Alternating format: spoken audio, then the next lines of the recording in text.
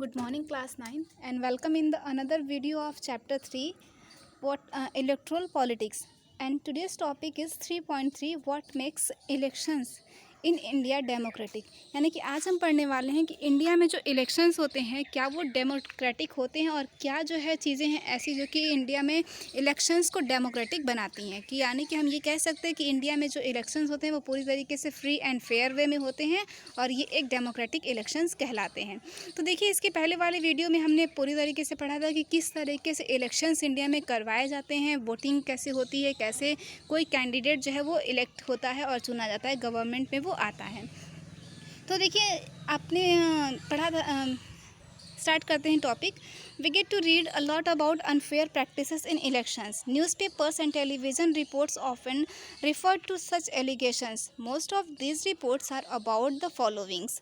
देखिए, कह रहे हैं कि हम लोग जो हैं पहले पढ़ चुके हैं और बहुत सारी ऐसी अनफेयर प्रैक्टिसेस होती हैं जिनके द्वारा जो है इलेक्शंस को हम कह सकते हैं कि इलेक्शन जो है वो कैंडिडेट्स के द्वारा बहुत सारी अनफेयर प्रैक्टिसेस की जाती हैं। न्यूज़पेपर, टेलीविज़न जो है वो हमको समय समय पर ये रिपोर्ट्स देते रहते हैं कि बहुत सारे एलिगेशंस लगाते हैं कि जो कैंडिडेट्स हैं, जो रिप्रेजेंटेटिव्स हैं, वो कुछ ऐसी अनफेयर तरीके से जो है कि इलेक्शंस को जीतने की कोशिश करते हैं।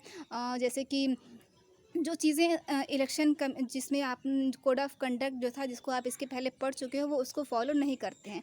तो देखिए, ये ऐसी कौन कौन सी जो रिपोर्ट्स मोस्टली हमको देखने को मिलती हैं, वो रिपोर्ट्स जो हैं वो ये नीचे लिखी हुई हैं कि inclusion of false names and inclusion of genuine names in the voter list. यानी कि उन लोगों को जो कि वोटर लिस्ट में उन लोगों के नाम जिनके नहीं होते हैं वो लोग भी वोट देते हैं, ऐसा कहा जाता है।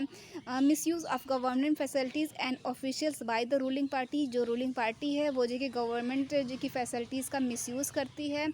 Excessive use of money by rich candidates and big parties. और ये भी कहा जाता है कि सुनने को मिलता है कि जो रूलिंग पार्टी है वो जो है जैसे कि ये डिसाइड है कि वो इतने ज़्यादा 20 लाख या 40 लाख ज़्यादा वो जो कि पैसे नहीं खर्च कर सकते हैं किसी भी चुनाव प्रचार के दौरान, तो वो इससे ज़्यादा के जो कि एक्सेसिव मनी जो है वो यूज़ करते हैं।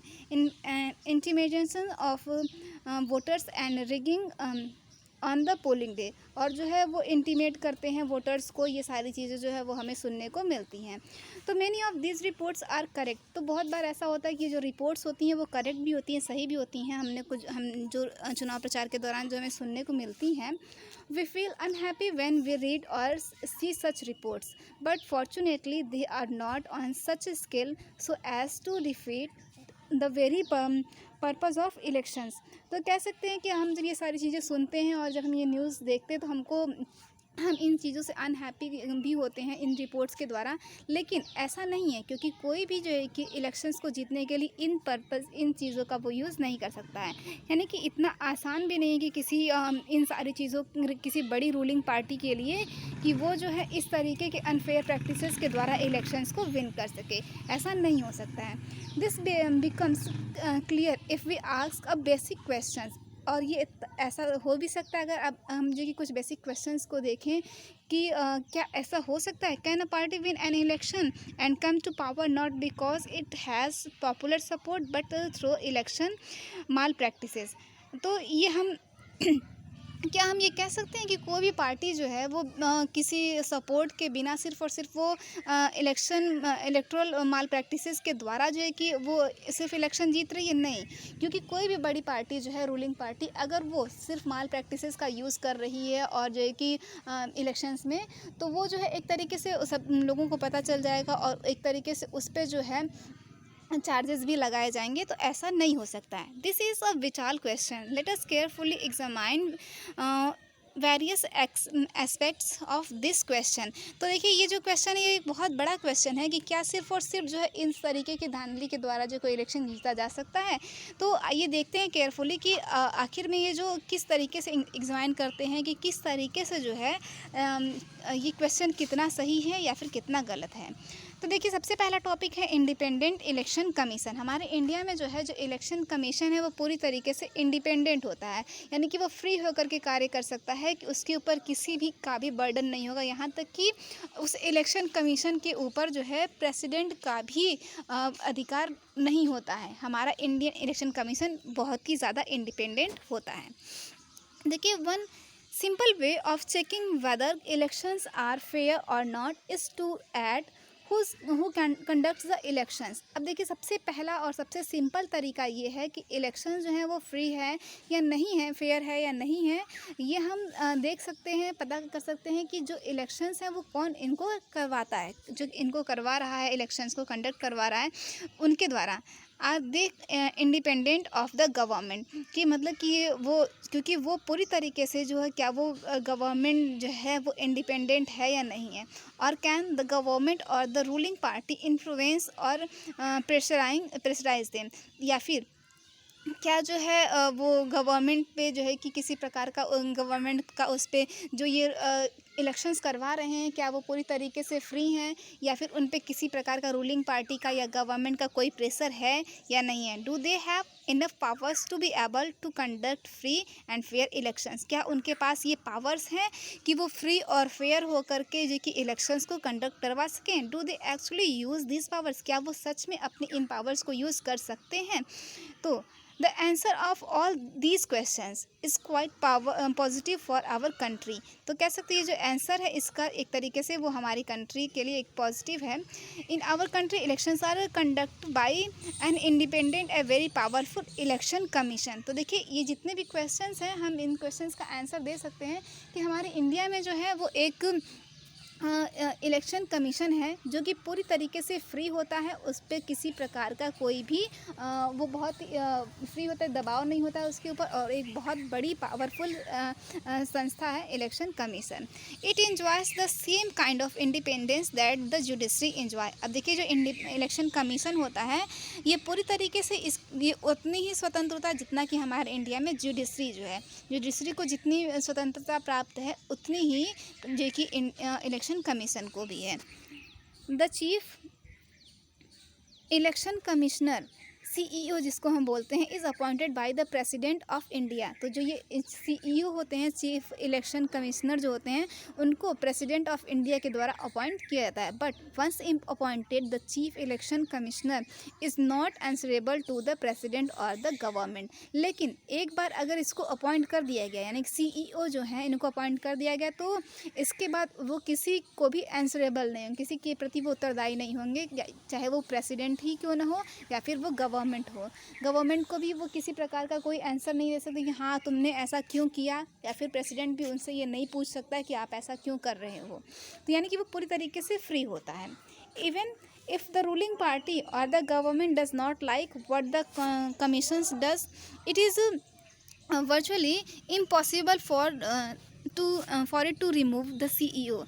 इसके अलावा अगर मान लो रूलिंग पार्टी कोई है या फिर गवर्नमेंट जो है वो जो CEO है उसके कार्यों को वो अगर वो उसको वो पसंद नहीं करती है तो भी ये इम्पॉसिबल है कि उसको उसके पद से हटा दिया जाए। जितने दिन के लिए वो उसको जो इलेक्ट किया गया है वो उतने दिनों तक वो कार्य करेगा। Very few election commissions in the world have such wide ranking powers as the election commission of India. अब देखिए ये जो इस तरीके के जो इलेक्शन कमीशन है इंडिया में, ये पूरे वर्ल्ड में बहुत कम ऐसे देखने को मिलते हैं जैसे कि हमारे इंडिया में जिस प्रकार का इलेक्शन कमीशन है। तो देखिए इसकी क्या क्या पावर्स होती हैं और इसके क्या क्या वर्क होते हैं। Election commission takes decision on every aspects of conduct and control of election from the announcement of the elections to the declaration of results. तो इलेक्शन कमीशन जो होता है वो जो है पूरी तरीके से कंट्रोल उस पर होता है, इलेक्शन का कंट्रोल होता है और पूरी तरीके से वो इलेक्शंस को करवाता है जब से इलेक्शन अनाउंस होता है, और जब तक इलेक्शन का जो है रिजल्ट डिक्लेयर नहीं हो जाता तब तक वो सारे मामलों को वो खुद देखता है और उसके सारे डिसीजंस वो खुद लेता है। It implements the code of conduct and punishes any candidate or party that violates it। तो ये जो है जो कोड ऑफ कंडक्ट है उसको भी इम्प्लीमेंट करता है और साथ में जो कैंडिडेट इसको नहीं मानते हैं उनको वो चाहे तो पनिश भी कर सकता है।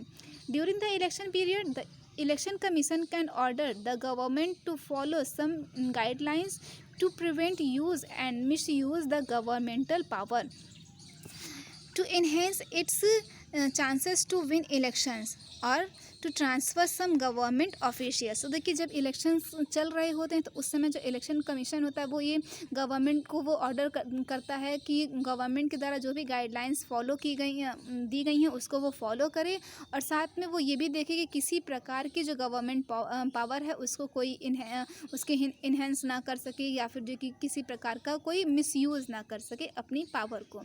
When on election duty government officers work under the control of the election commission and not the government. तो जो इलेक्शंस ड्यूटी हो रही, इलेक्शन चल रहे होते हैं, इलेक्शन ड्यूटी के दौरान जितने भी गवर्नमेंट ऑफिसर्स होते हैं वो सब इलेक्शन कमीशन के अंडर में कार्य करते हैं, ना कि गवर्नमेंट के अंडर में।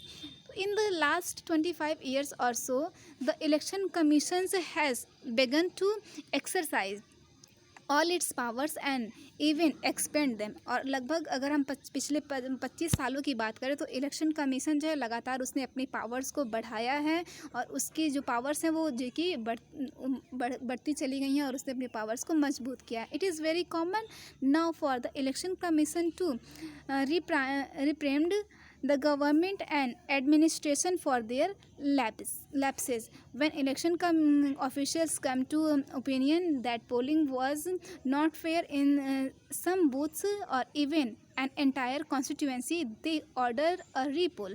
अब देखिए जो गवर्नमेंट है उसके पास ये भी ये जो इलेक्शन कमीशन उसके पास ये भी पावर है कि अगर मान लो अगर ऐसा लगता है कि किसी कॉन्स्टिट्यूएंसी में इलेक्शंस में किसी प्रकार की धांधली हुई है, लैप्सेस हुए हैं, तो वो ऑर्डर कर सकता है कि उस कॉन्स्टिट्यूएंसी में फिर से जो है कि रीपोल करवाने के लिए, यानी कि फिर से वो वहाँ पर जो है कि चुनाव करवाने की ऑर्डर भी वो दे सकता है। इसके पास इतनी पावर्स भी होती हैं।